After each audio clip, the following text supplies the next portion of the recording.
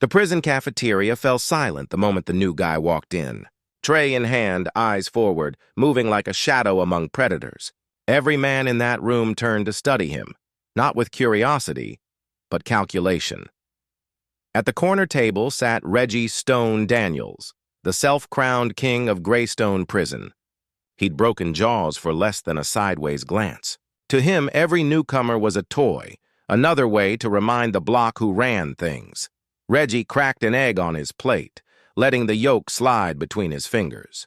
His grin stretched wide as the echo of laughter filled the room. "Yo, new blood," he shouted. "You look like you need some breakfast." "Protein." The men around him howled as he flicked the dripping egg across the room.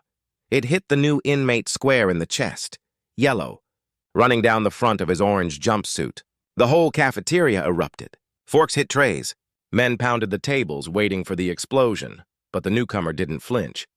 Didn't curse. Didn't even look up. He simply set his tray down, brushed the yolk from his chest, and straightened his posture. That calm. It unsettled everyone. Reggie's laughter wavered. "You deaf, boy?" he barked, standing now, towering. The new man finally looked up, steady eyes, quiet, unbothered. What happened next was a blur, a single movement, too fast to follow, a twist, a shift, a sound like air being punched from lungs. Reggie stumbled back, gasping for breath, clutching his chest. The room froze. Forks, mid-air, mouths open, then a whisper broke through the silence.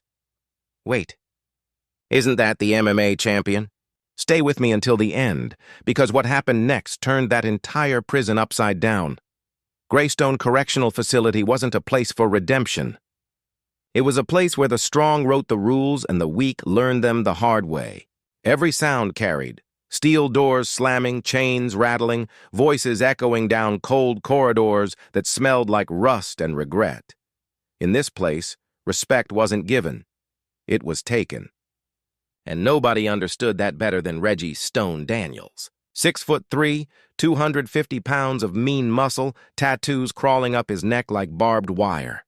Reggie had earned his nickname the old-fashioned way, by making examples out of men who forgot their place.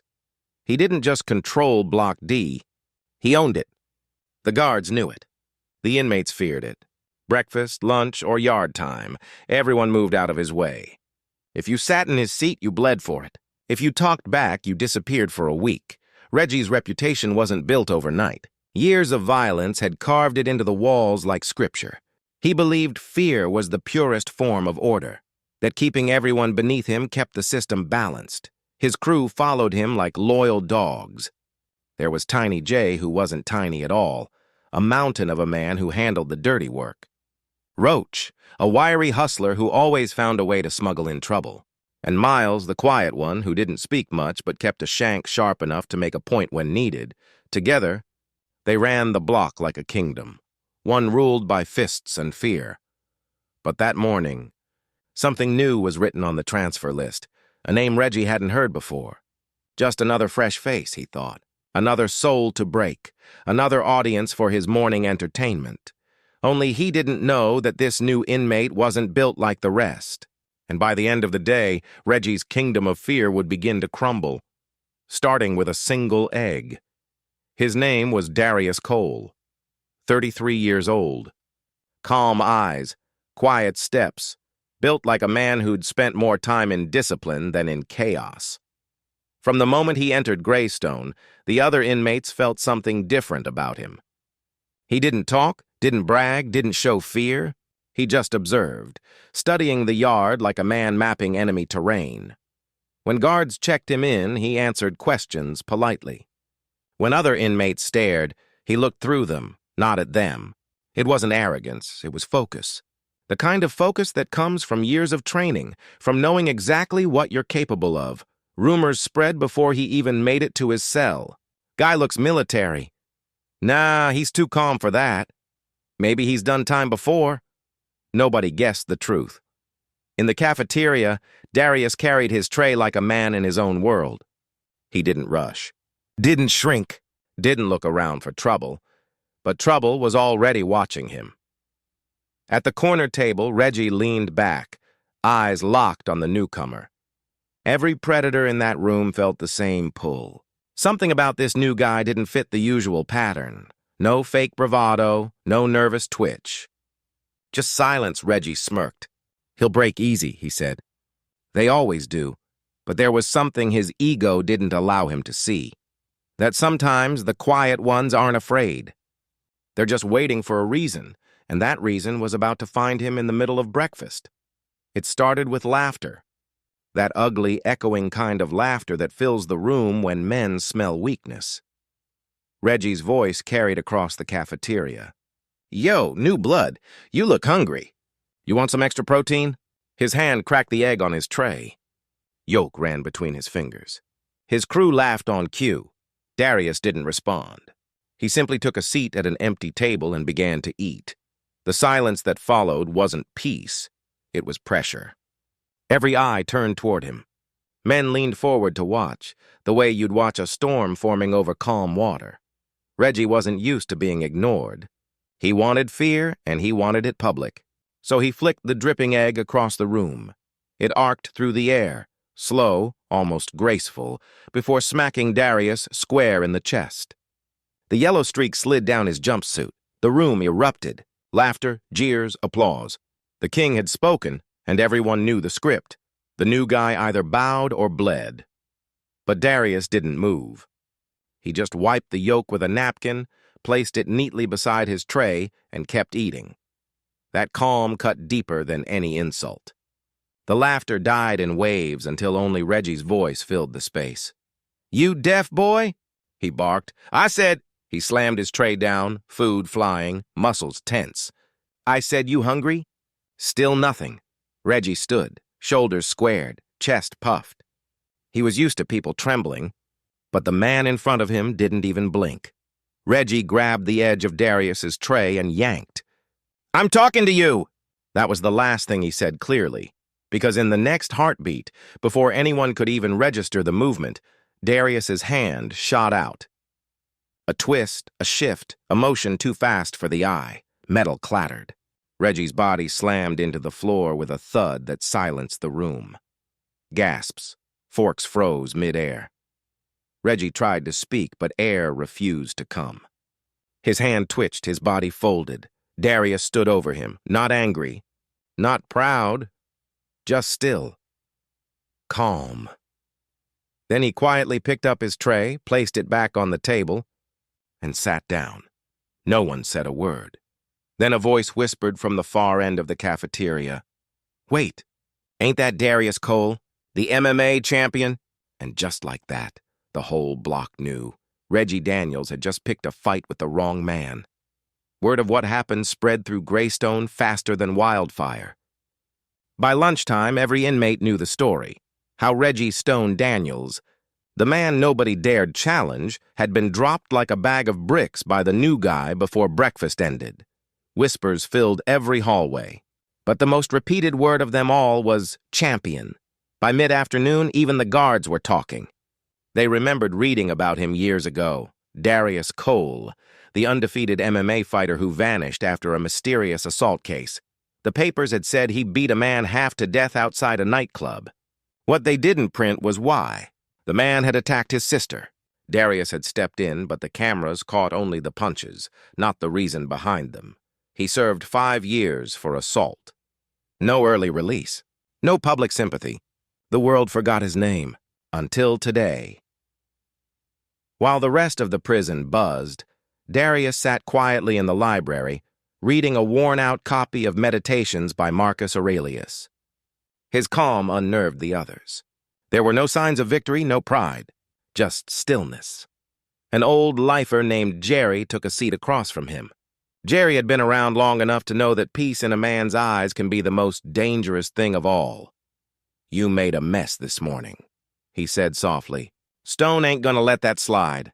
Darius didn't look up. Then he'll do what he needs to do, he replied, turning another page. Jerry leaned forward. You don't understand. That man's pride runs this block. You humiliated him. He'll come for you. Darius smiled faintly, not with arrogance, but with certainty. I'm not worried, Jerry. I've been in cages before. This one just has different walls. Jerry didn't press further. He knew that tone. It wasn't the sound of a man planning a fight. It was the sound of someone who already knew how it would end. That night, the tension was thick enough to taste. Reggie was nursing a bruised ego and a sore shoulder. His men surrounded him, waiting for orders. Tiny J said what everyone was thinking. "We can't let that slide, boss. You lose face, we all lose face?" Reggie's eyes burned red. "Oh, we ain't losing nothing. Tomorrow, yard time. We end this." He grinned, slow and cruel. "Let's see how a champion fights when he's outnumbered 20-1. Morning broke over Greystone, heavy with tension. The air itself felt charged, like everyone could sense what was coming. From the guard towers, nothing looked out of the ordinary. Just inmates scattered across the yard, some lifting weights, some walking laps. But beneath that calm, the storm was brewing. Reggie's crew had grown overnight. He'd made promises, cigarettes, favors, protection. In prison, that's currency enough to buy loyalty. By the time the yard bell rang, 20 men were waiting for his signal, and in the middle of it all sat Darius Cole, alone, reading again. Reggie spat on the ground. "He really think he untouchable, huh?" "Guess we're about to find out," Roach muttered, cracking his knuckles. They moved together, spreading out in a loose half-circle. The crowd thinned around them. Nobody wanted front-row seats to what looked like a massacre. Reggie's shadow fell across the page Darius was reading. "Time for class, champ," he said, voice dripping with hate. "Lesson 1. This ain't the UFC." Darius closed his book carefully, marking the page with a torn scrap of paper. "Then you might want to call it off before the bell rings," he said quietly. Laughter erupted from Reggie's men. Reggie smirked. "Get him!" The first man charged, wild, reckless, swinging for glory. Darius shifted, grabbed the arm, and used the man's own momentum to send him flying into 2 others. In seconds, chaos exploded. Fists, grunts, and the crunch of bone filled the air.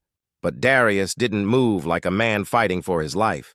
He moved like a man conducting a lesson, a block, a twist, a strike. Every move precise, efficient, silent. Within 30 seconds, 4 men were down. Another came in with a shank. Darius sidestepped, wrist locked, and flipped him onto the concrete. The blade skittered away. "Here's the thing about leverage," he said calmly, pinning the man's arm. "It's not about strength. It's about understanding where to push." Reggie watched in disbelief. Every punch thrown landed on his own man. Every rush ended with someone groaning on the ground. 10 men down, 15. Now only Reggie remained standing. He roared and charged, full weight behind his fury. Darius didn't step back.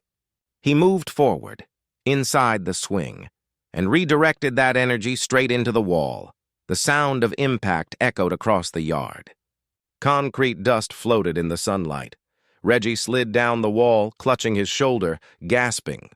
Darius looked down at him. Calm, breathing steady, no trace of anger. "You could have just eaten your breakfast," he said quietly. For a long moment, nobody moved. Then the guards finally rushed in, whistles screaming. Darius raised his hands without resistance. "We're done," he said simply. They cuffed him, led him away, but the message was already written in every mind watching. The bullies' rule had ended, not with a riot, but with a masterclass in control. Days later, the yard was quieter. Reggie Stone Daniels was gone, transferred to the infirmary with a fractured shoulder and 17 stitches. His crew had scattered, their loyalty dissolved overnight. And Darius Cole? He returned to the same bench, the same book, the same calm. Only this time, nobody bothered him. Inmates gave him space, not out of fear, but respect. Even the guards treated him differently. He never bragged about what happened. Never told his side. When asked, he'd just say, "Some men fight for pride. Some fight for peace. I prefer peace." Weeks passed, and something strange began to happen. Men started joining him during workouts. Some asked about discipline, about control. A few even asked to read the same book he carried everywhere, Meditations. Darius never tried to lead anyone, but somehow he did. Because in a place where fear used to rule, his calm became the new order. The lesson he left behind spread through Greystone like a quiet revolution. Strength isn't about who can hit hardest. It's about who can stay still when provoked. Reggie learned it too, the hard way. Because bullies rule until they meet someone who doesn't need to prove anything, and Darius Cole proved that sometimes the most dangerous man in the room is the one who chooses peace. If this story hit home, drop a comment with one word: respect. And don't forget to subscribe for more stories that prove strength isn't about fear. It's about control.